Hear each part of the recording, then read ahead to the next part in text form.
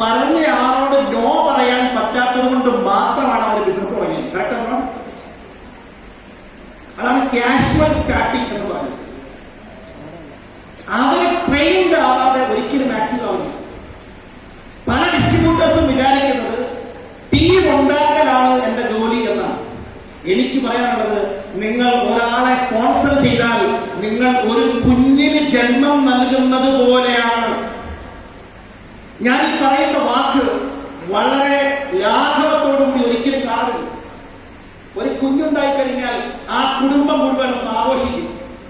കറക്റ്റാണോ? ആശുപത്രിയിൽ സമ്മാനങ്ങളുമായി ആ കുഞ്ഞിനെ കാണാൻ പോകും. ആ കുഞ്ഞ് വിജയിക്കുകയാണ്. ആ കുഞ്ഞിനൊന്നും അറിയത്തില്ല. എന്നിട്ടോ ആ കുഞ്ഞ് കരയുന്നതിന് മുമ്പ് തന്നെ ആ കുഞ്ഞിന് പാല് വേണമെന്ന് അമ്മ അന്വേഷിക്കും.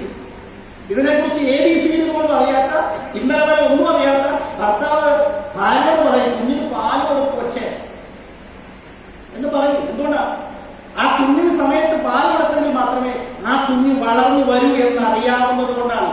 പോഷണമില്ലാതെ വളർന്നാൽ ഇമ്മ്യൂണിറ്റി ഇല്ലാതെ പോകും, അസുഖങ്ങൾക്ക് കീഴ്പ്പെടും.